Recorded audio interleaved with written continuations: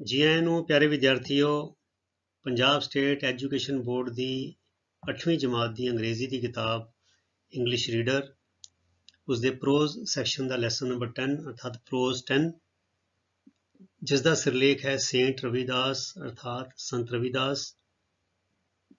इस लैसन का बच्चों पहला हिस्सा असी कर चुके हाँ। जिवें कि पहले दसिया सी कि वीडियो बहुत लंबा ना हो जाए, इस डर कोलों मैं इस लैसन को 2 हिस्सों च वंडिया। सो असी इस लैसन में ਉਹਦਾ अगला पार्ट जो ਰਹਿੰਦਾ पार्ट है वो करन जा रहे हाँ। सो रीडिंग करांगे ते ट्रांसलेशन करांगे, तर्जमा करांगे। नोटबुक लै लो, पेन लै लो। जिन्ने भी नवे शब्द आएंगे अंग्रेजी के उन्होंने अर्थां समेत तुसी सारे नोट डाउन कर लेने ने ते लैसन नूं बड़े ध्यान दे नाल सुनना है, फिर नाल दे नाल रिवाइज कर लेना है। इसी चैनल के उत्ते तुसी 8वीं जमात की जो मैथ की हैगी बुक ਉਹਦੇ सवाल किए हुए भी तुहानूं हल किए मिल जाएंगे। 9th मैथ प्लेलिस्ट से जाके तुसी हल देख सकते हो। 8th साइंस वो मैं पहले भाग च दसना भुल गया। 8th साइंस भी जी बुक है वो नोट्स तो वो एक्सरसाइजा जड़ियाँ ने वो हल कीतियां तुहानूं 8th साइंस प्लेलिस्ट दे विच जाके मिल जाणगियां। सो तुसी ਉਹਦਾ बेनीफिट भी लै सकते हो।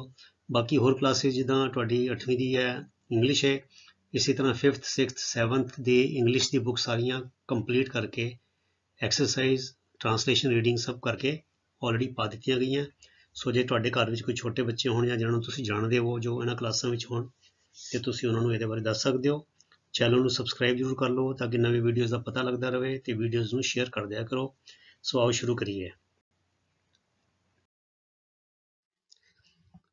फस्ट ऑफ ऑल सब तो पहला ही डिसाइडेड उन्होंने फैसला किया टू ब्यूटीफाई। ब्यूटीफाई हुंदा सोहना बनाना। ब्यूटीफुल मैंने सोहना ते ब्यूटीफाई सोहना बनाना।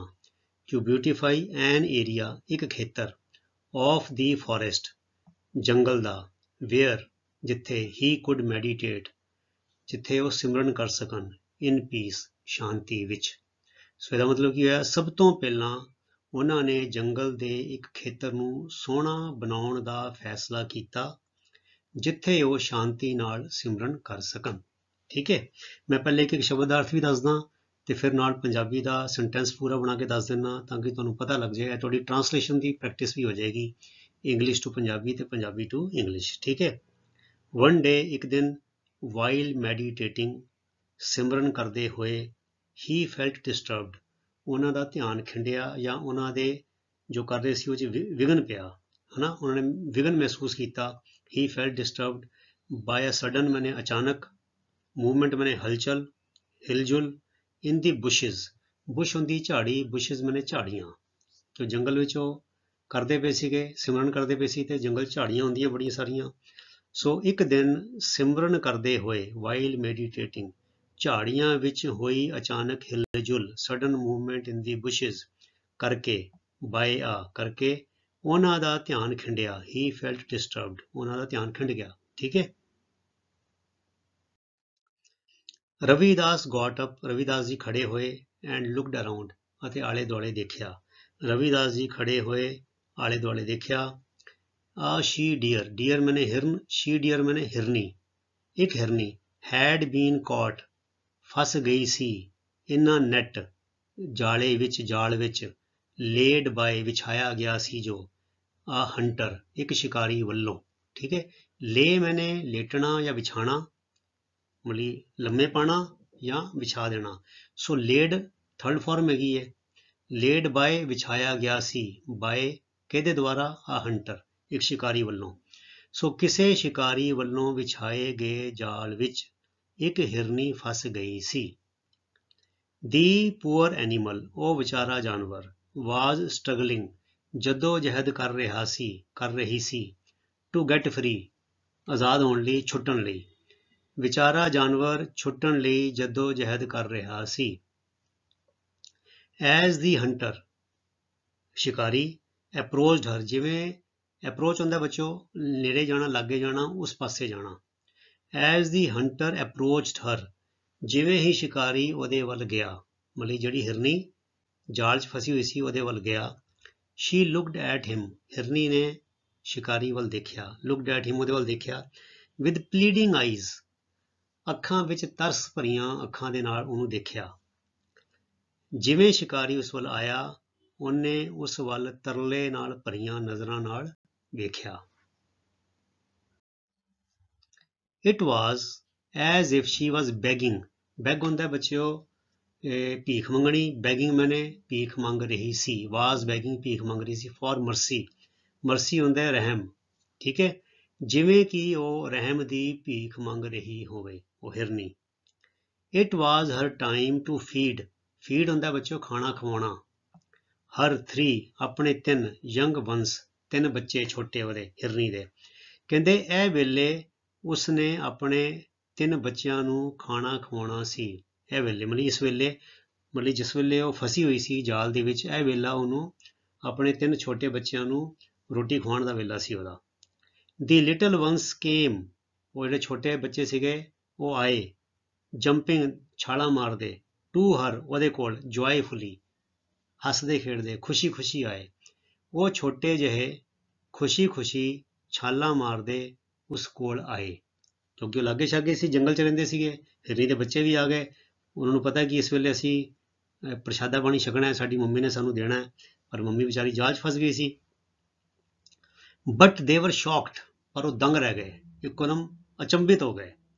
ਵੈਨ ਜਦੋਂ ਦੇ ਸੌ ਉਹਨਾਂ ਨੇ ਦੇਖਿਆ, ਦੇਅਰ ਮਦਰ ਉਹਨਾਂ ਦੀ ਮਾਂ, ਇਨ ਅ ਮਿਜ਼ਰੇਬਲ ਪਲਾਈਟ, ਪਲਾਈਟ ਹੁੰਦਾ ਬੱਚਿਓ ਹਾਲਤ ਅਵਸਥਾ, ਤੇ ਮਿਜ਼ਰੇਬਲ ਮੈਨੇ ਤਰਸਯੋਗ, ਬੜੀ ਬੁਰੀ, ਬੜੀ ਮਤਲਬ ਦਰਦਨਾਕ ਹੈ ਨਾ, ਪਰ ਆਪਣੀ ਮਾਂ ਨੂੰ ਤਰਸਯੋਗ ਹਾਲਤ ਵਿੱਚ ਦੇਖ ਕੇ ਉਹ ਦੰਗ ਰਹਿ ਗਏ, ਸ਼ੌਕਡ, ਤਰਸਯੋਗ ਹਾਲਤ, ਮਿਜ਼ਰੇਬਲ ਪਲਾਈਟ, ਠੀਕ ਹੈ। ਅੱਗੇ ਚਲੀਏ। The mother and her young ones, ਮਾਂ ਅਤੇ ਉਹਦੇ ਛੋਟੇ ਨਿਆਣੇ, ਵਰ ਅ ਪੇਨਫੁਲ, ਦਰਦ ਭਰੀ, ਪਿਕਚਰ ਤਸਵੀਰ ਆਫ ਮਾਈਜ਼ਰੀ, ਮਾਈਜ਼ਰੀ ਮੈਨੇ ਹੁੰਦਾ ਵਿੱਚ ਕਸ਼ਟ, ਦੁੱਖ, ਕਲੇਸ਼, ਐਂਡ ਹੈਲਪਲੈਸਨੈਸ ਲਾਚਾਰੀ, ਬੇਬਸ, ਕੁਝ ਕਰ ਨਹੀਂ ਸਕਦੇ। ਮਾਂ ਅਤੇ ਉਸਦੇ ਛੋਟੇ ਬੱਚੇ ਕਸ਼ਟ ਅਤੇ ਲਾਚਾਰੀ ਦੀ ਦੁਖਦਾਈ ਤਸਵੀਰ ਜਾਪਦੇ ਸੀ, ਮਤਲਬ ਕਿ ਜਿਹੜਾ ਸੀਨ ਸੀਗਾ ਨਾ, ਵਿਚਾਰੇ ਤਿੰਨ ਬੱਚੇ ਲਾਚਾਰ, ਦੁਖੀ, ਕਸ਼ਟ ਵਿੱਚ, ਤੇ ਮਾਂ ਜਾਲ 'ਚ ਫਸੀ ਹੋਈ, ਉਹਨਾਂ ਨੂੰ ਰੋਟੀ ਖਵਾਉਣ ਦਾ ਵੇਲਾ ਹੈ, ਬੱਚੇ ਰੋਟੀ ਖਾਣ ਆਏ ਨੇ, ਮਤਲਬ ਪ੍ਰਸ਼ਾਦਾ ਪਾਣੀ ਛਕਣ ਆਏ ਨੇ, ਉਹਨੇ ਖਵਾਉਣਾ ਸੀ ਉਹਨਾਂ ਨੂੰ ਜੋ ਵੀ, ਤੇ ਕਹਿੰਦੇ ਇਹ ਜਿਹੜਾ ਪੂਰਾ ਸੀਨ ਸੀ ਨਾ, ਇਹ ਬੜੀ ਹੀ ਕਿਸਮ ਦੀ ਦੁਖਦਾਈ ਤਸਵੀਰ ਪੇਸ਼ ਕਰਦਾ ਸੀਗਾ, ਕਿਹਦੀ, ਕਸ਼ਟ ਦੀ ਤੇ ਲਾਚਾਰੀ ਦੀ। ਦੇਅਰ ਉਹਨਾਂ ਦੀਆਂ, ਸਾਇਲੈਂਟ ਮੈਨੇ ਬੇਜ਼ੁਬਾਨ, ਖਾਮੋਸ਼, ਪ੍ਰੇਅਰਸ ਮੈਨੇ ਅਰਦਾਸਾਂ, ਐਂਡ ਦੇਅਰ ਅਤੇ ਉਹਨਾਂ ਦੀਆਂ, ਸੈਡ ਉਦਾਸ ਅੱਖਾਂ, ਕੁਡ ਹੈਵ ਮੈਲਟਡ ਪਿਘਲਾ ਸਕਦੀਆਂ ਸੀ, even a heart of stone ਕਿਸੇ ਪੱਥਰ ਦਿਲ ਨੂੰ ਵੀ ਪਿਘਲਾ ਸਕਦੀਆਂ ਸੀ। ਉਹਨਾਂ ਦੀਆਂ ਖਾਮੋਸ਼ ਅਰਦਾਸਾਂ ਅਤੇ ਉਦਾਸ ਅੱਖਾਂ, ਅਰਥਾਤ ਉਹਨਾਂ ਦੀਆਂ ਬੇਜ਼ੁਬਾਨ ਅਰਦਾਸਾਂ ਅਤੇ ਉਦਾਸ ਅੱਖਾਂ ਕਿਸੇ ਵੀ ਪੱਥਰ ਦਿਲ ਨੂੰ ਪਿਘਲਾ ਸਕਦੀਆਂ ਸੀ। ਬਟ ਪਰ ਦੀ ਕਰੂਅਲ ਹੰਟਰ, ਕਰੂਅਲ ਮੈਨੇ ਜ਼ਾਲਮ, ਹੰਟਰ ਮੈਨੇ ਸ਼ਿਕਾਰੀ, ਤੇ ਜ਼ਾਲਮ ਸ਼ਿਕਾਰੀ, ਰਿਮੇਨਡ ਰਿਹਾ, ਅਨਮੂਵਡ, ਟਸ ਤੋਂ ਮਸ ਨਹੀਂ ਹੋਇਆ, ਕੋਈ ਅਸਰ ਨਹੀਂ ਹੋਇਆ ਉੱਤੇ, ਪਰ ਜ਼ਾਲਮ ਸ਼ਿਕਾਰੀ ਤੇ ਕੋਈ ਅਸਰ ਨਾ ਹੋਇਆ। ਹੀ ਰਿਮੇਨਡ ਅਨਮੂਵਡ। ਹਿਜ਼ ਆਈਜ਼ ਉਹਦੀਆਂ ਅੱਖਾਂ, ਸ਼ੋਡ ਨਾ ਦਿਖਾਇਆ, ਨਹੀਂ ਦਿਖਾਇਆ, ਨੋ ਟ੍ਰੇਸ ਕੋਈ ਨਾਮੋ ਨਿਸ਼ਾਨ ਨਹੀਂ ਦਿਖਾਇਆ, ਆਫ ਪਿਟੀ ਤਰਸ, ਔਰ ਕਾਈਂਡਨੈਸ ਦਇਆ, ਅਰਥਾਤ ਉਹਦੀ ਅੱਖਾਂ ਵਿੱਚ ਕੋਈ ਦਇਆ ਜਾਂ ਤਰਸ ਦਾ ਨਿਸ਼ਾਨ ਨਹੀਂ ਸੀ, ਨੋ ਟ੍ਰੇਸ, ਉਸਦੀਆਂ ਅੱਖਾਂ ਵਿੱਚ ਤਰਸ ਜਾਂ ਦਇਆ ਦਾ ਕੋਈ ਨਾਮੋ ਨਿਸ਼ਾਨ ਨਹੀਂ ਸੀ। ਹੀ ਸਟੈਪਡ ਫਾਰਵਰਡ ਉਹ ਅੱਗੇ ਵਧਿਆ, ਟੂ ਸੀਜ਼ ਫੜਨ ਲਈ, ਦੀ ਐਨੀਮਲ ਜਾਨਵਰ ਨੂੰ, ਐਂਡ ਹਰ ਯੰਗ ਵਨਸ ਅਤੇ ਉਹਦੇ ਤਿੰਨ ਬੱਚੇ, ਠੀਕ ਹੈ, ਉਹ ਜਾਨਵਰ ਅਤੇ ਉਸਦੇ ਬੱਚਿਆਂ ਨੂੰ ਫੜਨ ਲਈ ਅੱਗੇ ਵਧਿਆ, ਸਟੈਪਡ ਫਾਰਵਰਡ ਅੱਗੇ ਵਧਿਆ। As Ravidas looked at them ਜਿਵੇਂ ਰਵੀਦਾਸ ਜੀ ਨੇ ਉਹਨਾਂ ਵੱਲ ਦੇਖਿਆ, ਹਿਜ਼ ਹਾਰਟ ਉਹਨਾਂ ਦਾ ਦਿਲ, ਮੈਲਟਡ ਇਨ ਪਿਟੀ ਉਹਨਾਂ ਦਾ ਹਿਰਦਾ ਤਰਸ ਦੇ ਨਾਲ ਪਿਘਲ ਗਿਆ, ਪੰਘਰ ਗਿਆ। ਜਦੋਂ ਰਵੀਦਾਸ ਜੀ ਨੇ ਉਹਨਾਂ ਵੱਲ ਦੇਖਿਆ, ਉਹਨਾਂ ਦਾ ਹਿਰਦਾ ਤਰਸ ਨਾਲ ਪੰਘਰ ਗਿਆ। ਹੀ ਫੈਲਟ ਉਹਨਾਂ ਨੇ ਮਹਿਸੂਸ ਕੀਤਾ, ਇਟ ਹਿਜ਼ ਡਿਊਟੀ ਕਿ ਉਹਨਾਂ ਦਾ ਫਰਜ਼ ਹੈ, to save the poor, to save ਮੈਨੇ ਬਚਾਉਣ, ਪੂਅਰ ਵਿਚਾਰੇ, ਹੈਲਪਲੈਸ ਲਾਚਾਰ, ਐਨੀਮਲਸ ਜਾਨਵਰ, ਫਰੋਮ ਡੈਥ ਮੌਤ ਤੋਂ। ਉਹਨਾਂ ਨੇ ਇਹ ਮਹਿਸੂਸ ਕੀਤਾ ਕਿ ਵਿਚਾਰੇ ਲਾਚਾਰ ਜਾਨਵਰਾਂ ਦੀ ਜਾਨ ਬਚਾਉਣੀ ਉਹਨਾਂ ਦਾ ਫਰਜ਼ ਸੀ, ਉਹਨਾਂ ਨੇ ਮਹਿਸੂਸ ਇੱਦਾਂ ਕੀਤਾ। ਹੀ ਵੈਂਟ ਅਪ ਟੂ ਦੀ ਹੰਟਰ, ਉਹ ਅੱਗੇ ਸ਼ਿਕਾਰੀ ਵੱਲ ਗਏ। ਐਂਡ ਸਪੋਕ ਲਾਈਕ ਦਿਸ, ਅਤੇ ਇਸ ਤਰ੍ਹਾਂ ਬੋਲਿਆ। ਉਹ ਸ਼ਿਕਾਰੀ ਵੱਲ ਗਏ ਅਤੇ ਇਸ ਤਰ੍ਹਾਂ ਬੋਲੇ। ਕਿਸ ਤਰ੍ਹਾਂ ਬੋਲੇ? ਹੁਣ ਉਹਨਾਂ ਦੇ ਬਚਨ ਨੇ, We are all children of the same God. ਅਸੀਂ ਸਾਰੇ ਇੱਕ ਉਸੇ ਰੱਬ ਦੇ ਬੱਚੇ ਹਾਂ। He is our loving Father. ਉਹ ਸਾਡਾ ਪਿਆਰਾ ਬਾਪ ਹੈ। It is the divine essence. Divine ਹੁੰਦਾ ਬੱਚੋ ਰੱਬੀ, essence ਹੁੰਦਾ ਬੱਚੋ ਨਿਚੋੜ ਜਾਂ ਤੱਤ। It is the divine essence that runs, ਜੋ ਦੌੜਦਾ ਹੈ, in the human heart, ਮਨੁੱਖੀ ਮਨ ਵਿੱਚ, ਮਨੁੱਖੀ ਹਿਰਦੇ ਵਿੱਚ, as love, ਪਿਆਰ ਦੇ ਤੌਰ ਤੇ। ਅਰਥਾਤ ਇਹ ਰੱਬੀ ਤੱਤ ਹੀ ਹੈ ਜੋ ਮਨੁੱਖੀ ਹਿਰਦੇ ਵਿੱਚ ਪਿਆਰ ਵਜੋਂ ਵਗਦਾ ਹੈ। ਠੀਕ ਹੈ, ਫਿਰ ਕਹਿੰਦੇ it is the divine essence, ਉਹ ਰੱਬੀ ਤੱਤ ਹੀ ਹੈ, that fills the rose, ਰੋਜ਼ ਮੈਨੇ ਗੁਲਾਬ ਦਾ ਫੁੱਲ, ਫਿਲਸ ਮੈਨੇ ਭਰਦਾ ਹੈ, with fragrance, fragrance ਦਾ ਮਤਲਬ ਹੁੰਦਾ ਬੰਦੇ ਖੁਸ਼ਬੂ, ਬੱਚਿਓ ਖੁਸ਼ਬੂ ਹੁੰਦਾ fragrance। ਠੀਕ ਹੈ, ਇਹ ਰੱਬੀ ਤੱਤ ਹੀ ਹੈ ਜੋ ਗੁਲਾਬ ਵਿੱਚ ਖੁਸ਼ਬੂ ਭਰਦਾ ਹੈ। ਅਗੇਨ, ਅਤੇ it is the divine essence, ਉਹ ਰੱਬੀ ਤੱਤ ਹੈ, that fills the rainbow, rainbow ਹੁੰਦੀ ਸਤਰੰਗੀ ਪੀਂਗ, ਜਿਹੜੀ ਬੱਚੇ ਮੀਂਹ ਤੋਂ ਬਾਅਦ ਧੁੱਪ ਨਿਕਲਦੀ ਹੈ ਤੇ ਫਿਰ ਉਹ ਕਈ ਵਾਰ ਆਕਾਸ਼ ਦੇ ਵਿੱਚ ਸਤਰੰਗੀ ਪੀਂਗ ਨਹੀਂ ਬਣ ਜਾਂਦੀ, ਉਹਨੂੰ ਕਹਿੰਦੇ ਆ ਰੇਨਬੋ ਅੰਗਰੇਜ਼ੀ ਵਿੱਚ। ਵਿਦ ਬਿਊਟੀ, ਸੁਹੱਪਣ ਦੇ ਨਾਲ। ਅਤੇ ਇਹ ਰੱਬੀ ਤੱਤ ਹੀ ਹੈ ਜੋ ਸਤਰੰਗੀ ਪੀਂਗ 'ਚ ਸੁਹੱਪਣ ਭਰਦਾ ਹੈ। ਫਿਰ ਕਹਿੰਦੇ it is the divine essence that fills the birds with joy, ਪੰਛੀਆਂ ਵਿੱਚ ਖੁਸ਼ੀ ਭਰਦਾ ਹੈ। ਦੀ ਐਪਲਸ ਵਿਦ ਜੂਸ, ਸੇਬ ਵਿੱਚ ਰਸ ਭਰਦਾ ਹੈ। And the voice with sweetness, ਅਤੇ ਜ਼ੁਬਾਨ ਦੇ ਵਿੱਚ, ਆਵਾਜ਼ ਦੇ ਵਿੱਚ ਮਿਠਾਸ ਭਰਦਾ ਹੈ। ਕਹਿੰਦੇ ਇਹ ਰੱਬੀ ਤੱਤ ਹੀ ਹੈ ਜੋ ਪੰਛੀਆਂ ਵਿੱਚ ਖੁਸ਼ੀ, ਸੇਬ ਵਿੱਚ ਰਸ ਅਤੇ ਆਵਾਜ਼ ਵਿੱਚ ਮਿਠਾਸ ਭਰਦਾ ਹੈ। Therefore, ਇਸ ਲਈ, we should have love, ਸਾਨੂੰ ਪਿਆਰ ਕਰਨਾ ਚਾਹੀਦਾ ਹੈ, for every creature, creature ਮਾਨੇ ਪ੍ਰਾਣੀ, living on this earth, ਜੋ ਇਸ ਧਰਤੀ ਤੇ ਰਹਿ ਰਿਹਾ ਹੈ। ਇਸ ਲਈ ਸਾਨੂੰ ਧਰਤੀ ਤੇ ਰਹਿੰਦੇ ਹਰ ਪ੍ਰਾਣੀ ਨਾਲ ਪਿਆਰ ਕਰਨਾ ਚਾਹੀਦਾ ਹੈ। All forms, ਸਾਰੇ ਰੂਪ, of life, ਜੀਵਨ ਦੇ, are sacred, sacred ਦਾ ਮਤਲਬ ਹੈ ਪਵਿੱਤਰ, ਜੀਵਨ ਦੇ ਸਾਰੇ ਰੂਪ ਪਵਿੱਤਰ ਹਨ। It is man's most sacred duty, duty ਮੈਨੇ ਫਰਜ਼, sacred ਮੈਨੇ ਪਵਿੱਤਰ, sacred duty ਪਵਿੱਤਰ ਫਰਜ਼। ਠੀਕ ਹੈ, most ਸਭ ਤੋਂ ਪਵਿੱਤਰ, ਠੀਕ ਹੈ, ਸਭ ਤੋਂ ਜ਼ਿਆਦਾ। To bring peace, ਸ਼ਾਂਤੀ ਲਿਆਉਣੀ। To a troubled heart, troubled heart ਮੈਨੇ ਦੁਖੀ ਹਿਰਦਾ, ਕਿਸੇ ਦੁਖੀ ਹਿਰਦੇ ਨੂੰ ਸ਼ਾਂਤ ਕਰਨਾ ਮਨੁੱਖ ਦਾ ਸਭ ਤੋਂ ਪਵਿੱਤਰ ਫਰਜ਼ ਹੈ। We should never cause pain, pain ਹੁੰਦੀ ਹੈ ਦਰਦ, cause ਮੈਨੇ ਕਾਰਨ ਬਣਨਾ। Suffering, suffering ਵੀ ਬੱਚਿਓ ਦੁੱਖ, ਦਰਦ। Death, ਮੌਤ। To any living being, living being ਮੈਨੇ ਬੱਚਿਓ ਪ੍ਰਾਣੀ। ਠੀਕ ਹੈ, ਸਾਨੂੰ ਕਿਸੇ ਵੀ ਜੀਵ ਲਈ, ਜੀਵ ਜਾਂ ਪ੍ਰਾਣੀ ਲਈ ਦਰਦ, ਦੁੱਖ ਜਾਂ ਮੌਤ ਦਾ ਕਾਰਨ ਨਹੀਂ ਬਣਨਾ ਚਾਹੀਦਾ, ਜਾਂ ਸਾਨੂੰ ਕਿਸੇ ਨੂੰ ਵੀ ਦਰਦ, ਦੁੱਖ ਜਾਂ ਮੌਤ ਨਹੀਂ ਦੇਣੀ ਚਾਹੀਦੀ। We should love all things, ਸਾਨੂੰ ਸਾਰੀਆਂ ਚੀਜ਼ਾਂ ਨਾਲ ਪਿਆਰ ਕਰਨਾ ਚਾਹੀਦਾ, great or small, ਛੋਟੇ ਜਾਂ ਵੱਡੇ। ਸਾਨੂੰ ਵੱਡੀ ਜਾਂ ਛੋਟੀ ਹਰ ਚੀਜ਼ ਨੂੰ ਪਿਆਰ ਕਰਨਾ ਚਾਹੀਦਾ ਹੈ। ਚੀਜ਼ ਦਾ ਮਤਲਬ ਬੱਚਿਓ ਜੀਵ, ਪ੍ਰਾਣੀ ਦੀ ਗੱਲ ਹੋ ਰਹੀ ਹੈ।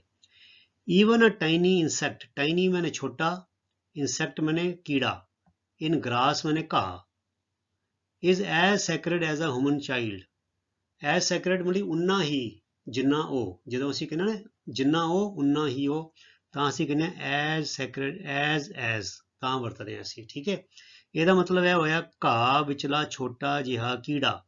Even a tiny insect in grass ਵੀ ਮਨੁੱਖੀ ਬੱਚੇ ਜਿੰਨਾ ਪਵਿੱਤਰ ਹੈ, as sacred as a human child, ਕਿ ਜਿੰਨਾ ਮਨੁੱਖੀ ਬੱਚਾ ਪਵਿੱਤਰ ਹੈ, ਉਨਾ ਹੀ ਘਾਹ ਦੇ ਵਿੱਚ ਛੋਟਾ ਜਿਹਾ ਜੋ ਕੀੜਾ ਹੈ ਉਹ ਵੀ ਉਨਾ ਹੀ ਪਵਿੱਤਰ ਹੈ। The hunter, ਸ਼ਿਕਾਰੀ, listened, ਸੁਣਿਆ, to the sweet words, ਮਿੱਠੇ ਬੋਲ, of Saint Ravidas, ਸੰਤ ਰਵਿਦਾਸ ਜੀ ਦੇ ਮਿੱਠੇ ਬੋਲ, in deep respect, ਬੜੇ ਅਦਬ ਸਤਿਕਾਰ ਦੇ ਨਾਲ। ਸ਼ਿਕਾਰੀ ਨੇ ਸੰਤ ਰਵਿਦਾਸ ਜੀ ਦੇ ਮਿੱਠੇ ਬੋਲ ਬੜੇ ਸਤਿਕਾਰ ਨਾਲ ਸੁਣੇ, deep respect, ਬੜੇ ਸਤਿਕਾਰ ਨਾਲ। The charm, charm ਹੁੰਦਾ ਬੱਚਿਓ ਜਾਦੂ, of the saint's personality, ਸੰਤ ਜੀ ਦੀ ਜੋ ਸੰਤ ਦੀ ਪਰਸਨੈਲਿਟੀ, ਸ਼ਖਸੀਅਤ, ਉਹਨਾਂ ਦਾ ਜਾਦੂ, ਐਂਡ ਹਿਜ਼ ਵਰਡਸ, ਉਹਨਾਂ ਦੇ ਬਚਨ, ਆਫ ਡੀਪ ਵਿਜ਼ਡਮ, ਡੂੰਘੇ ਗਿਆਨ ਵਾਲੇ ਬਚਨ, ਵਾਸ਼ਡ ਅਵੇ, ਧੋ ਦਿੱਤਾ, all evil thoughts, ਸਾਰੇ ਮਾੜੇ ਵਿਚਾਰ, from the hunter's mind, ਉਹਦੇ ਸ਼ਿਕਾਰੀ ਦੇ ਮਨ ਵਿੱਚੋਂ।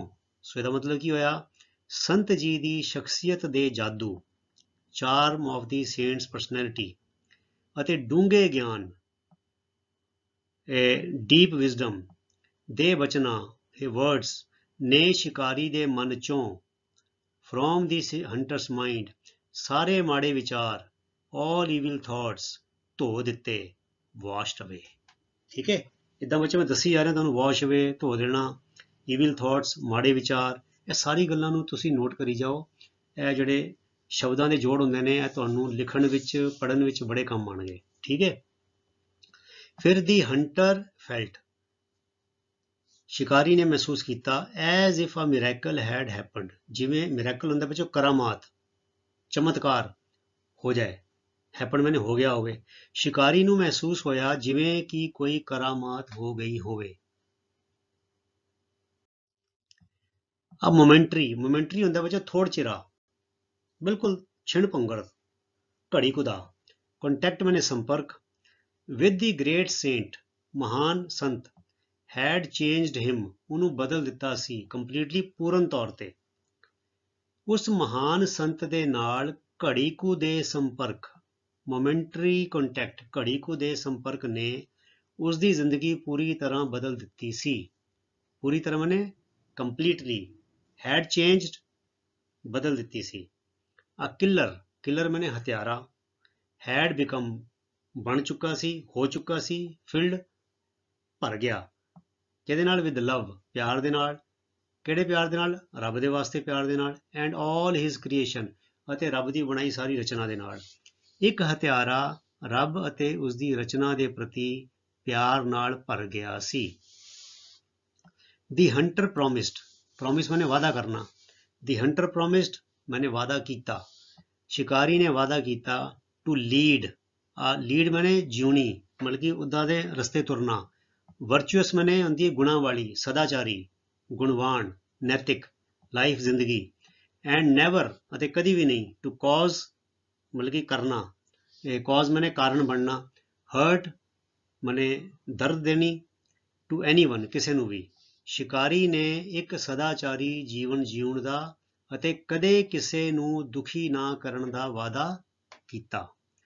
To cause hurt to anyone, ਮਤਲਬ ਕਿਸੇ ਨੂੰ ਵੀ ਮੈਂ ਹਰਟ ਨਹੀਂ ਕਰਾਂਗਾ, never to cause hurt to anyone, ਕਿਸੇ ਨੂੰ ਦੁਖੀ ਨਾ ਕਰਨਾ। ਠੀਕ ਹੈ, ਉਹਦਾ ਵਾਅਦਾ ਕੀਤਾ, ਪ੍ਰੋਮਿਸਡ। ਤੇ ਸਦਾਚਾਰੀ ਜੀਵਨ ਜਿਉਣਾ, to lead a virtuous life, ਇਹਦਾ ਮਤਲਬ ਹੋਇਆ। ਫਿਰ ਕਹਿੰਦੇ saint Ravidas was very, always very humble. Humble ਹੁੰਦਾ ਬੱਚਿਓ ਜਿਹਦੇ ਵਿੱਚ ਨਿਮਰਤਾ ਹੋਵੇ, ਅਸੀਂ ਉਹਨੂੰ ਕਹਿੰਦੇ ਨੇ ਮਸਕੀਨ ਜਾਂ ਹਲੀਮੀ ਵਾਲਾ। ਸੰਤ ਰਵੀਦਾਸ ਜੀ ਸਦਾ ਹੀ, ਆਲਵੇਜ਼, ਬੜੇ ਮਨੇ ਵੈਰੀ ਮਸਕੀਨ ਸਨ। ਮਸਕੀਨ ਹੁੰਦਾ ਜਿਹਦੇ 'ਚ ਬਹੁਤ ਨਿਮਰਤਾ ਹੋਵੇ, ਜਿਹੜਾ ਬੜਾ ਨਿਮਾਣਾ ਹੋਵੇ, ਬੜੀ ਹਲੀਮੀ ਹੋਵੇ, ਉਹਨੂੰ ਕਹਿੰਦੇ ਮਸਕੀਨ। ਸਦਾ ਹੀ ਬੜੇ ਮਸਕੀਨ ਸਨ। ਹੀ ਵਾਜ਼ ਡਿਫਰੈਂਟ, ਡਿਫਰੈਂਟ ਮੈਨੇ ਵੱਖਰੇ, ਫਰੋਮ, ਮੋਸਟ, ਮੋਸਟ ਮੈਨੇ ਜ਼ਿਆਦਾਤਰ, ਆਫ ਦੀ ਸਕਾਲਰਸ, ਵਿਦਵਾਨ, ਐਂਡ ਰਿਲੀਜੀਅਸ ਮੈਨ, ਧਾਰਮਿਕ ਜਿਹੜੇ ਬੰਦੇ ਨੇ, ਆਫ ਹਿਸ ਟਾਈਮ, ਆਪਣੇ ਸਮੇਂ ਦੇ। ਉਹ ਆਪਣੇ ਸਮੇਂ ਦੇ ਜ਼ਿਆਦਾਤਰ ਵਿਦਵਾਨਾਂ ਅਤੇ ਧਾਰਮਿਕ ਬੰਦਿਆਂ ਤੋਂ ਵੱਖਰੇ ਸਨ। ਉਸ ਵੇਲੇ ਹੋਰ ਵੀ ਬੰਦੇ ਹੋਣਗੇ ਜਿਹੜੇ ਕੋਈ ਵਿਦਵਾਨ ਹੋਣਗੇ ਤੇ ਕੋਈ ਧਾਰਮਿਕ ਆਗੂ ਹੋਣਗੇ, ਉਹਨਾਂ ਤੋਂ ਵੱਖਰੇ ਸੀਗੇ। ਹੀ ਨੈਵਰ ਬੋਸਟਿਡ, ਬੋਸਟ ਹੁੰਦਾ ਬੱਚਿਓ ਫੂਫਾਂ ਕਰਨੀ, ਫੜਾ ਮਾਰਨੀਆਂ, ਆਪਣੀਆਂ ਸਿਫਤਾਂ ਆਪ ਕਰਨੀਆਂ, ਆਪਣੇ ਤੇ ਮਾਣ ਕਰਨਾ, ਉਹਨੂੰ ਕਹਿੰਦੇ ਬੋਸਟ ਕਰਨਾ। ਹੀ ਨੈਵਰ ਬੋਸਟਿਡ, ਉਹ ਕਦੀ ਮਾਣ ਨਹੀਂ ਕਰਦੇ ਸੀ। ਕਾਹਦਾ, ਆਫ ਹਿਜ਼ ਨੌਲੇਜ, ਆਪਣੇ ਗਿਆਨ ਦਾ ਅਤੇ ਆਪਣੀ ਸਿਆਣਪ ਦਾ। ਉਹਨਾਂ ਨੇ ਆਪਣੇ ਗਿਆਨ ਅਤੇ ਸਿਆਣਪ ਦਾ ਕਦੇ ਮਾਣ ਨਾ ਕੀਤਾ। ਹਿਜ਼ ਡਿਵਾਈਨ ਨੌਲੇਜ, ਉਹਨਾਂ ਦਾ ਜੋ ਰੱਬੀ ਗਿਆਨ ਸੀ, ਕੇਮ ਡਾਇਰੈਕਟ ਫਰੋਮ ਵਿਦਿਨ, ਉਹ ਸਿੱਧਾ ਉਹਨਾਂ ਦੇ ਅੰਦਰੋਂ ਹੀ ਪ੍ਰਗਟ ਹੋਇਆ ਸੀ। ਉਹਨਾਂ ਦਾ ਰੱਬੀ ਗਿਆਨ ਸਿੱਧਾ ਉਹਨਾਂ ਦੇ ਅੰਦਰੋਂ ਪ੍ਰਗਟ ਹੋਇਆ ਸੀ। ਫਿਰ ਕਹਿੰਦੇ ਹੀ ਜਿਹੜਾ ਚਾਰਮਿੰਗ ਪਰਸਨੈਲਿਟੀ, ਚਾਰਮਿੰਗ ਹੁੰਦੀ ਬੱਚੋ ਦਿਲਕਸ਼, ਜੋ ਦਿਲ ਨੂੰ ਖਿੱਚ ਲਵੇ, ਦਿਲ ਤੇ ਜਾਦੂ ਕਰ ਦੇਵੇ। ਉਹਨਾਂ ਦੀ ਸ਼ਖਸੀਅਤ ਦਿਲਕਸ਼ ਸੀ। ਹਿਜ਼ ਸਪਿਰਿਚੁਅਲ ਮੈਸੇਜ, ਸਪਿਰਿਚੁਅਲ ਮੈਨੇ ਆਤਮਿਕ, ਮੈਸੇਜ ਮੈਨੇ ਸੁਨੇਹਾ, ਸਪਿਰਿਚੁਅਲ ਮੈਸੇਜ ਆਤਮਿਕ ਸੁਨੇਹਾ। ਅਪੀਲਡ, ਅਪੀਲਡ ਮੈਨੇ ਖਿੱਚ ਪਾਉਂਦਾ ਸੀ, ਆਪਣੇ ਵੱਲ ਖਿੱਚਦਾ ਸੀ, ਆਕਰਸ਼ਿਤ ਕਰਦਾ ਸੀ। ਐਵਰੀ ਹਾਰਟ, ਹਰ ਇੱਕ ਦਿਲ ਨੂੰ। ਉਹਨਾਂ ਦਾ ਆਤਮਿਕ ਸੁਨੇਹਾ ਹਰ ਇੱਕ ਦਿਲ ਨੂੰ ਖਿੱਚ ਪਾਉਂਦਾ ਸੀ। ਪੀਪਲ ਲਿਸਨਡ, ਲੋਕ ਸੁਣਦੇ ਸੀ। ਟੂ ਹਿਮ, ਉਹਨਾਂ ਨੂੰ। ਸਪੈਲ ਬਾਉਂਡ, ਸਪੈਲ ਬਾਉਂਡ ਹੁੰਦਾ ਬੱਚਿਓ ਮੰਤਰ ਮੁਗਧ ਹੋ ਜਾਣਾ, ਇੱਕੋ ਦਮ, ਮਤਲਬ ਕਿ ਬੜਾ ਬੰਦਾ ਜਿਹਦਾ ਜਾਦੂ ਹੋ ਗਿਆ ਹੋਵੇ, ਹਨਾ, ਬੜੇ ਮੰਤਰ ਮੁਗਧ ਹੋ ਕੇ ਸੁਣਦੇ ਸੀਗੇ।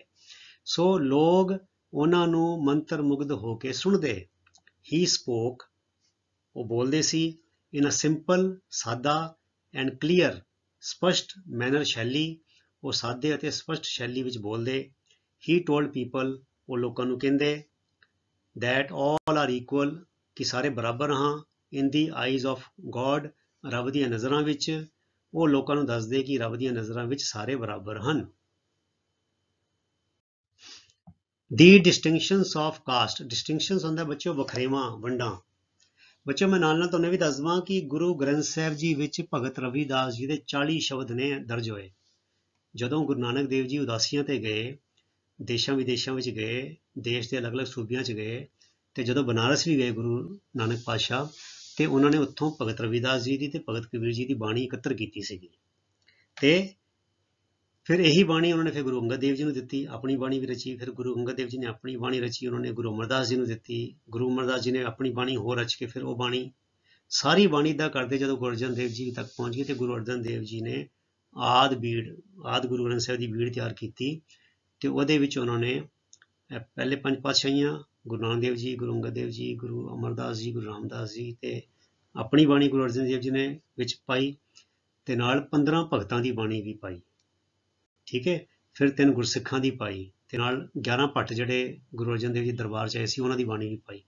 ਸੋ ਇਸ ਤਰ੍ਹਾਂ 35 ਮਹਾਂਪੁਰਖਾਂ ਦੀ ਬਾਣੀ ਹੈ ਗੁਰੂ ਗ੍ਰੰਥ ਸਾਹਿਬ 'ਚ। ਤੇ ਜਿਹੜੇ 35ਵੇਂ ਮਹਾਂਪੁਰਖ ਉਹ ਗੁਰੂ ਤੇਗ ਬਹਾਦਰ ਜੀ ਦੀ ਬਾਣੀ ਫਿਰ ਗੁਰੂ ਗੋਬਿੰਦ ਸਿੰਘ ਜੀ ਨੇ ਜਦੋਂ ਦਮਦਮਾ ਸਾਹਿਬ ਵਾਲੀ ਬੀੜ ਤਿਆਰ ਕੀਤੀ, ਤੇ ਉਹਨਾਂ ਨੇ ਉਹ 'ਚ ਗੁਰੂ ਤੇਗ ਬਹਾਦਰ ਜੀ ਦੀ ਬਾਣੀ ਵੀ ਐਡ ਕਰ ਦਿੱਤੀ। ਸੋ ਗੁਰੂ ਨਾਨਕ ਪਾਤਸ਼ਾਹ ਜਦੋਂ ਉਦਾਸੀਆਂ ਤੇ ਗਏ, ਤੇ ਇਹਨਾਂ ਨੇ ਇਹ ਸਾਰੀ ਬਾਣੀ ਗੁਰੂ ਆਪਣੇ ਰਵਿਦਾਸ ਜੀ ਦੀ, ਸੰਤ ਰਵਿਦਾਸ ਜੀ ਦੀ ਇਕੱਤਰ ਕਰਕੇ ਆਪਣੇ ਕੋਲ ਸਾਂਭ ਕੇ ਰੱਖੀ ਸੀ, ਤੇ ਫਿਰ ਇਹਨਾਂ ਨੇ ਉਹਦੇ ਵਿੱਚ ਪਾ ਦਿੱਤੀ। ਸੋ ਗੁਰੂ ਗ੍ਰੰਥ ਸਾਹਿਬ ਜੀ ਵਿੱਚ ਭਗਤ ਰਵਿਦਾਸ ਜੀ ਦੇ ਇਸ ਤਰ੍ਹਾਂ 40 ਸ਼ਬਦ ਜਿਹੜੇ ਨੇ ਮਿਲਦੇ ਨੇ। ਤੇ ਬੱਚਿਓ ਮੌਕਾ ਦੇ ਕੇ ਆਪਣਾ ਸਹਿਜ ਪਾਠ ਕਰਿਆ ਕਰੋ, ਤੇ ਉਹ ਬਾਣੀ ਪੜ੍ਹ ਕੇ ਦੇਖਿਓ, ਫਿਰ ਤੁਹਾਨੂੰ ਪਤਾ ਲੱਗੇਗਾ ਕਿ ਇਹ ਲੇਖ ਰਾਹੀਂ ਤੇ ਸਾਨੂੰ ਬਹੁਤ ਥੋੜਾ ਪਤਾ ਲੱਗਦਾ ਹੈ। ਜੇ ਅਗਰ ਅਸੀਂ ਭਗਤ ਰਵਿਦਾਸ ਜੀ ਬਾਰੇ ਮਤਲਬ ਕਿ ਇੱਕੋ ਦਮ ਵਧੀਆ ਜਾਣਕਾਰੀ ਜਾਣਨਾ ਚਾਹੁੰਦੇ ਹਾਂ, ਤੇ ਸਾਨੂੰ ਉਹਨਾਂ ਦੀ ਲਿਖੀ ਹੋਈ ਆਪਣੀ ਬਾਣੀ ਜਿਹੜੀ ਉਹ ਪੜ੍ਹਨੀ ਚਾਹੀਦੀ ਹੈ। 40 ਸ਼ਬਦ ਉਹਨਾਂ ਦੇ ਹੈਗੇ ਨੇ, ਤੇ ਉਹ ਜ਼ਰੂਰ ਸਾਨੂੰ ਪੜ੍ਹਨੇ ਚਾਹੀਦੇ ਨੇ। ਠੀਕ ਹੈ।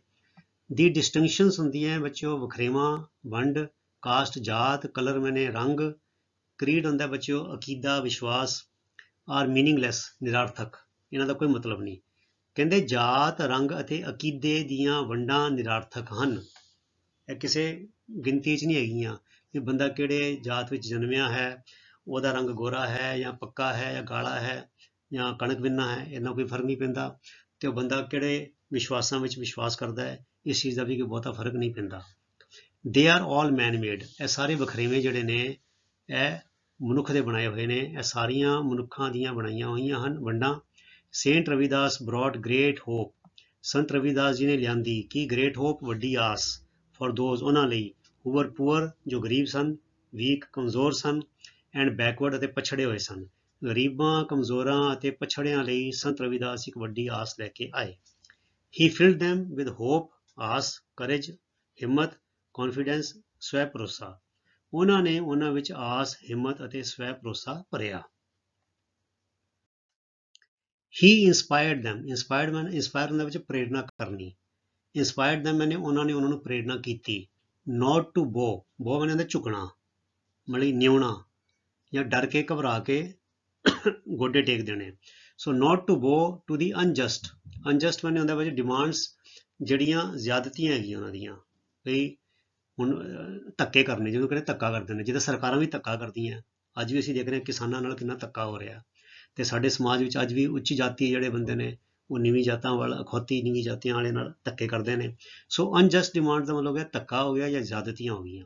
ਕਿਹਨਾਂ ਦੀਆਂ? Of the high caste people, ਉੱਚ ਜਾਤੀਆਂ ਲੋਕਾਂ ਦੀਆਂ। ਉਹਨਾਂ ਨੇ ਉੱਚ ਜਾਤੀ ਵਾਲਿਆਂ ਦੀਆਂ ਜ਼ਿਆਦਤੀਆਂ ਮੂਹਰੇ ਨਾ ਝੁਕਣ ਦੀ ਪ੍ਰੇਰਨਾ ਕੀਤੀ ਵੀ ਇਹਨਾਂ ਦੀਆਂ ਜਿਹੜੀਆਂ ਬਦਫੈਲੀਆਂ ਹੈਗੀਆਂ, ਇਹਨਾਂ ਦੇ ਜਿਹੜੇ ਹੈ ਡਿਮਾਂਡਸ, ਜਿਹੜੇ ਧੱਕੇ ਨੇ, ਇਹਦੇ ਮੂਹਰੇ ਡਰੋ ਨਾ, ਇਹਨਾਂ ਦਾ ਡਟ ਕੇ ਮੁਕਾਬਲਾ ਕਰੋ। ਹੀ ਇੰਸਪਾਇਰਡ them, ਉਹਨਾਂ ਨੇ ਉਹਨਾਂ ਨੂੰ ਪ੍ਰੇਰਨਾ ਕੀਤੀ ਟੂ ਰੈਕੋਗਨਾਈਜ਼, ਇਹ ਗੱਲ ਪਛਾਣਨ ਦੀ, ਰੈਕੋਗਨਾਈਜ਼ ਦਾ ਪਛਾਣ ਕਰਨੀ, ਦੀ ਸਟਰੈਂਥ ਮਨੇ ਤਾਕਤ, ਆਫ ਦੀ ਸਪਿਰਿਟ, ਆਤਮਾ ਦੀ, ਵਿਦਿਨ them, ਉਹਨਾਂ ਦੇ ਅੰਦਰ। ਉਹਨਾਂ ਨੇ ਕਿਹਾ ਵੀ ਤੁਹਾਡੇ ਸਾਰਿਆਂ ਦੇ ਅੰਦਰ ਰੱਬ ਦੀ ਜੋਤ ਜਗਦੀ ਹੈ, ਤੁਸੀਂ ਰੱਬ ਨਾਲ ਜੁੜੋ, ਸਿਮਰਨ ਕਰੋ, ਬਾਣੀ ਪੜ੍ਹੋ, ਤੇ ਫਿਰ ਤੁਹਾਡੀ ਆਤਮਾ ਬੜੀ ਬਲਵਾਨ ਹੋ ਜਾਏਗੀ ਤੇ ਤੁਸੀਂ ਉਸ ਤਾਕਤ ਨੂੰ ਪਛਾਣੋ। ਇਸ ਤਾਕਤ ਦੇ ਰਾਹੀਂ ਤੁਸੀਂ ਵੱਡੇ ਵੱਡੇ ਜਿਹੜੇ ਆਪਣੇ ਜ਼ਾਲਮ ਲੋਕ ਨੇ, ਵੱਡੀ ਵੱਡੀ ਸਰਕਾਰਾਂ ਨੇ, ਉਹਨਾਂ ਦਾ ਵੀ ਮੁਕਾਬਲਾ ਕਰ ਸਕਦੇ ਹੋ। ਹੁਣ ਦੇਖੋ ਬੱਚਿਓ, ਜਿਹੜੇ ਦਿੱਲੀ ਦੇ ਧਰਨੇ ਤੇ, ਦਿੱਲੀ ਦੇ ਬਾਰਡਰ ਤੇ ਜਿਹੜੇ ਕਿਸਾਨ ਬੈਠੇ ਨੇ, ਉਹ ਸਧਾਰਨ ਕਿਸਾਨ ਹੀ ਹੈਗੇ ਨੇ, ਤੇ ਸਰਕਾਰਾਂ ਦੇਖੋ ਕਿੰਨੀਆਂ ਵੱਡੀਆਂ, ਉਹਨਾਂ ਕੋਲ ਕਿੰਨੇ ਕਿੰਨੇ ਵੱਡੇ ਮਹਿਲ ਹੈਗੇ ਨੇ, ਕਿੰਨੀਆਂ ਫੌਜਾਂ ਹੈਗੀਆਂ, ਪੁਲਿਸ ਹੈਗੀ ਹੈ, ਤੇ ਉਹਨਾਂ ਕੋਲ, ਕਿਸਾਨਾਂ ਕੋਲ ਕੀ ਹੈਗਾ? ਕਿਸਾਨਾਂ ਕੋਲ ਸਿਰਫ ਸੱਚਾਈ ਹੈਗੀ ਹੈ, ਇਮਾਨਦਾਰੀ ਹੈਗੀ ਹੈ, ਮਿਹਨਤ ਹੈਗੀ ਹੈ। ਜਿਹੜੇ ਸਿਆਸਤਦਾਨ ਨੇ, ਉਹਨਾਂ ਕੋਲ ਕੀ ਹੈਗਾ? ਛਲ ਕਪਟ ਹੈਗਾ, ਹੇਰਾ ਫੇਰੀ ਹੈਗੀ, ਝੂਠ ਹੈਗਾ, ਮੀਡੀਆ ਵੀ ਕੰਟਰੋਲ ਉਹਨਾਂ ਨੇ ਕੀਤਾ ਹੋਇਆ। ਸੋ ਪਰ ਜੇ ਬੰਦੇ ਕੋਲ ਸੱਚ ਹੈਗਾ ਤੇ ਫਿਰ ਝੂਠ ਜਿਹੜਾ ਪਹਾੜ ਜਿੱਡਾ ਵੀ ਕਿਉਂ ਨਾ ਹੋ ਜਾਏ, ਉਹ ਜਿਹੜਾ ਕੀੜੀ ਵਰਗਾ ਸੱਚ ਹੈ, ਕੀੜੀ ਜਿੰਨਾ ਛੋਟਾ ਸੱਚ ਵੀ ਜਿਹੜਾ ਪਹਾੜ ਜਿਹੇ ਝੂਠ ਨੂੰ ਢਾ ਸਕਦਾ ਹੈ। ਸੋ ਉਹਨਾਂ ਨੇ ਉਹਨਾਂ ਨੂੰ ਆਪਣੇ ਅੰਦਰਲੀ ਆਤਮਿਕ ਤਾਕਤ ਨੂੰ ਪਛਾਣਨ ਦੀ ਪ੍ਰੇਰਨਾ ਕੀਤੀ। ਇਹ ਤੇ ਬੱਚਿਓ ਅਸੀਂ ਇਤਿਹਾਸ ਹੀ ਪੜ੍ਹੇ ਦੇਖਿਆ ਹੀ ਹੈ, ਜਿਹੜੇ ਬੰਦੇ ਬਾਣੀ ਪੜ੍ਹਦੇ ਨੇ ਉਹ ਬੜੇ ਤਗੜੇ ਹੋ ਜਾਂਦੇ ਨੇ, ਉਹਨਾਂ ਦੇ ਹਿਰਦਿਆਂ ਚੋਂ ਫਿਰ ਡਰ, ਖੌਫ ਜਿਹੜਾ ਹੈ, ਚਿੰਤਾ ਜਿਹੜੀ ਹੈ, ਉਹ ਫਿਕਰ, ਉਹ ਸਭ ਦੂਰ ਹੋ ਜਾਂਦਾ ਹੈ, ਉਹਨਾਂ ਨੂੰ ਮੌਤ ਤੋਂ ਕੋਈ ਡਰ ਨਹੀਂ ਲੱਗਦਾ। ਫਿਰ ਹੀ ਆਸਕਡ them, ਉਹਨਾਂ ਨੇ ਉਹਨਾਂ ਨੂੰ ਕਿਹਾ to throw all weak thoughts, throw all weak thoughts ਮਤਲਬ ਕਿ ਇਹ ਡਰ ਵਾਲੇ ਮਾੜੇ ਵਿਚਾਰ ਜਿਹੜੇ ਹੈਗੇ ਨੇ, ਮਨਾਂ ਵਿੱਚੋਂ ਕਮਜ਼ੋਰੀ ਵਾਲੇ ਵਿਚਾਰ ਨੇ, ਆਊਟ ਆਫ ਦੇਅਰ, ਸਾਰੇ ਸੁੱਟ ਦਿਓ ਬਾਹਰ। ਉਹਨਾਂ ਨੇ ਉਹਨਾਂ ਨੂੰ ਆਪਣੇ ਮਨਾਂ ਚੋਂ ਸਾਰੇ ਕਮਜ਼ੋਰੀ ਵਾਲੇ ਖਿਆਲ ਸੁੱਟ ਦੇਣ ਲਈ ਕਿਹਾ। ਹੀ ਆਲਵੇਜ਼ ਸੈਡ, ਉਹ ਸਦਾ ਕਹਿੰਦੇ, ਅਨਟਚੇਬਿਲਿਟੀ, ਛੂਆਛੂਤ, ਇਜ਼ ਅ ਸਿਨ, ਪਾਪ ਹੈਗਾ ਅਗੇਂਸਟ ਹਿਊਮੈਨਿਟੀ, ਮਨੁੱਖਤਾ ਦੇ ਖਿਲਾਫ। ਉਹਨਾਂ ਨੇ ਸਦਾ ਕਿਹਾ ਛੂਆਛੂਤ, ਛੂਆਛਾਤ ਮਨੁੱਖਤਾ ਦੇ ਖਿਲਾਫ ਪਾਪ ਹੈ। We can call saint Ravidas a forerunner of Gandhi. Forerunner ਹੁੰਦਾ ਬੱਚਿਓ ਮੋਰੀ, ਠੀਕ ਹੈ, ਅਸੀਂ ਸੰਤ ਰਵਿਦਾਸ ਜੀ ਨੂੰ ਗਾਂਧੀ ਦੇ ਮੋਰੀ ਆਖ ਸਕਦੇ ਹਾਂ। ਸੇਂਟ ਰਵਿਦਾਸ ਕੰਟੀਨਿਊਡ ਮੈਨੇ ਜਾਰੀ ਰੱਖਿਆ, ਉਹਨਾਂ ਨੇ ਇਹ ਕੰਮ ਅੱਗੇ ਜਾਰੀ ਰੱਖਿਆ, ਟੂ ਗਾਈਡ, ਸੇਧ ਦੇਣੀ, ਰਿਫਾਰਮ, ਸੁਧਾਰ ਕਰਨਾ, ਦੀ ਸੋਸਾਇਟੀ, ਸਮਾਜ ਦਾ, ਆਫ ਹਿਸ ਟਾਈਮ, ਆਪਣੇ ਵੇਲੇ ਦਾ, ਆਲ ਹਿਸ ਲਾਈਫ, ਆਪਣੀ ਸਾਰੀ ਜ਼ਿੰਦਗੀ। ਸੰਤ ਰਵਿਦਾਸ ਜੀ ਸਾਰੀ ਜ਼ਿੰਦਗੀ ਆਪਣੇ ਸਮੇਂ ਦੇ ਸਮਾਜ ਨੂੰ ਸੇਧ ਦੇਣ ਅਤੇ ਸੁਧਾਰਨ ਦਾ ਕੰਮ ਕਰਦੇ ਰਹੇ, ਮਤਲਬ ਕਿ ਉਹ ਜੀਵਨ ਦੇ ਅੰਤ ਤੱਕ ਆਪਣਾ ਲੋਕਾਂ ਨੂੰ ਚੰਗੀ ਸੇਧ ਦੇਣੀ, ਚੰਗਾ ਗਿਆਨ ਦੇਣਾ, ਫਿਰ ਉਹਨਾਂ ਦੇ ਜੀਵਨ ਨੂੰ ਸੁਧਾਰਨਾ, ਇਸ ਕੰਮ ਵਿੱਚ ਲੱਗੇ ਰਹੇ, ਇਸ ਸੇਵਾ 'ਚ ਕਰਦੇ ਰਹੇ ਆਪਣੀ ਸੇਵਾ।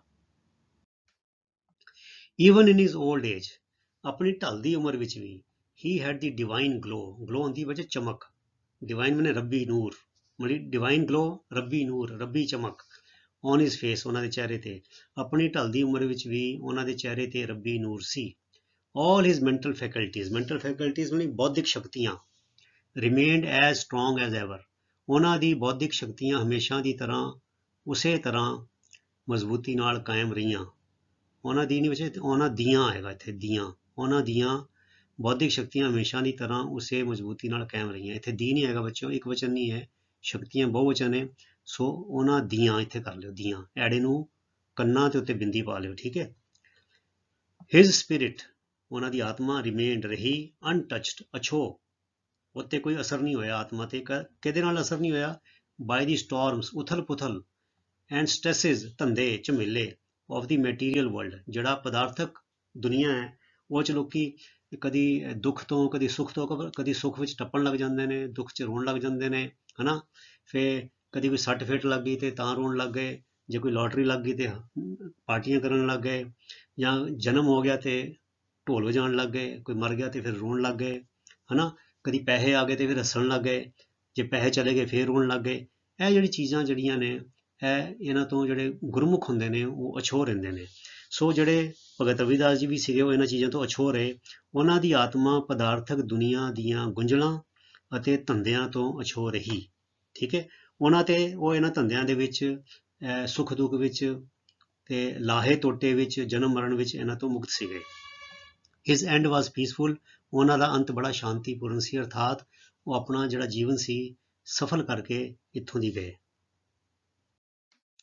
ਫਿਰ ਕਹਿੰਦੇ ਵਨ ਗ੍ਰੇਟ ਸੋਲ, ਇੱਕ ਮਹਾਨ ਆਤਮਾ, ਔਨ ਦਿਸ ਅਰਥ, ਇਸ ਧਰਤੀ ਵਾਲੀ, ਬਿਕੇਮ, ਬਣ ਗਈ, ਮਿਕਸਡ, ਰਲ ਗਈ, with the eternal soul, eternal soul ਹੁੰਦਾ ਬੱਚਿਓ ਪਰਮਾਤਮਾ, ਵਾਹਿਗੁਰੂ ਪਰਮਾਤਮਾ, ਇਟਰਨਲ ਜੋ ਸਦੀਵੀ ਹੈਗੀ ਹੈ, ਧਰਤੀ ਤੇ ਆਈ ਇੱਕ ਮਹਾਨ ਆਤਮਾ ਸਦੀਵੀ ਪਰਮ ਆਤਮਾ ਨਾਲ ਰਲ ਗਈ।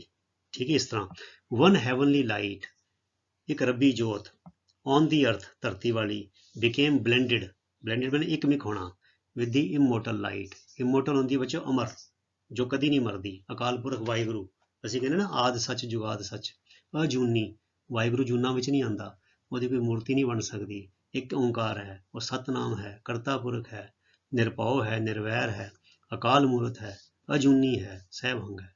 ਠੀਕ ਹੈ ਨਾ।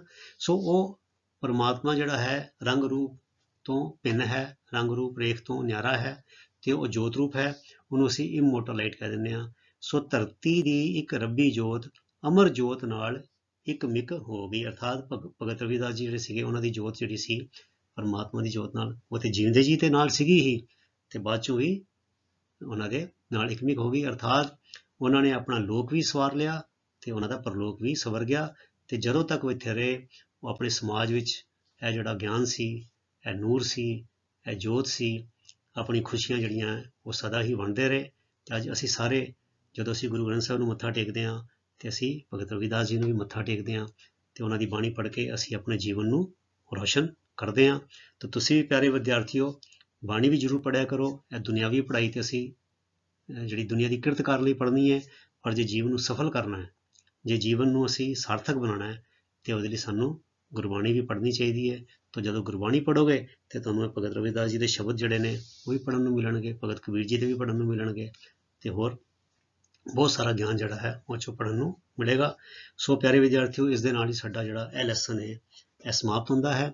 ਅਗਲੇ ਵੀਡੀਓਜ਼ ਵਿੱਚ ਅਸੀਂ ਜਿਹੜੀ ਤੁਹਾਡੀ ਇਸ ਲੈਸਨ ਦੀ ਜੋ ਐਕਸਰਸਾਈਜ਼ਜ਼ ਹੈਗੀਆਂ ਨੇ, comprehension, question answer, vocabulary, grammar ਜਿਹੜਾ ਹੈ ਉਹ ਲੈ ਕੇ ਆਵਾਂਗੇ। ਸੋ ਤੁਸੀਂ ਇਸੇ ਤਰ੍ਹਾਂ ਡਟ ਕੇ ਮਿਹਨਤ ਦੇ ਨਾਲ ਆਪਣੀ ਪੜ੍ਹਾਈ ਕਰੀ ਚਲੋ। ਅਗਲੇ ਵੀਡੀਓ ਤੱਕ ਲਈ ਗੁੱਡ ਬਾਏ। ਸੋ ਤੁਹਾਡਾ ਸਾਰਿਆਂ ਦਾ ਬਹੁਤ ਬਹੁਤ ਧੰਨਵਾਦ। ਰੱਬ ਰਾਖਾ। Thank you very much.